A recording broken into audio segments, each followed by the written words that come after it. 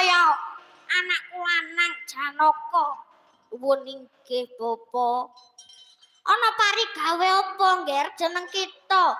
Sira mrepekipun Bapa. Bapa Penemban. Kula madosi Kakang Mas Bratasena ngantos dugi sepriki dereng wonten timbul Pandhawa menika peperangan mati siji mati bareng mukti siji mukti kabeh.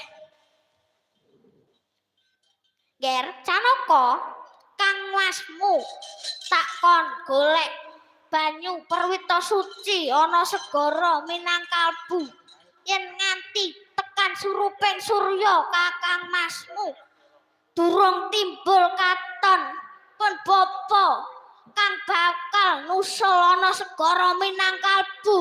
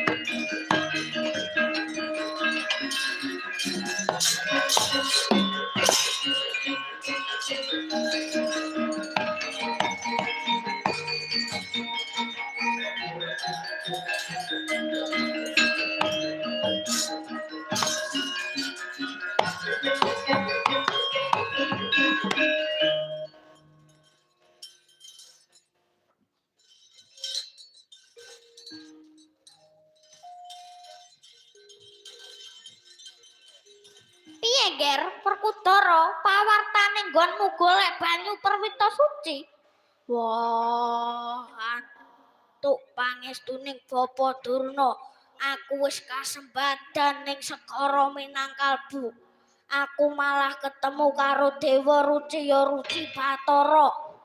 Malah aku wis kasembadan oleh ngilmu kasampurnaning dumadi.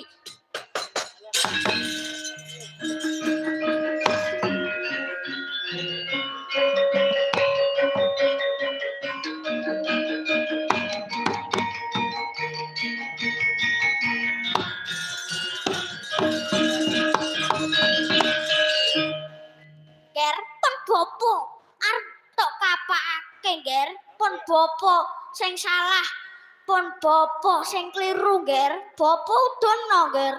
Wah, Bapa Durna ora salah, Bapa Durna ora kliru. Malah Bapa Durna sing nuntun aku nganti bisa nggayuh ilmu sangkan paraning dumadi sastra Cendra Ayu ningrat pangruwating biyu. Mula Bapa Durna tak anggep guru sejati. Ya bapakku ya guruku.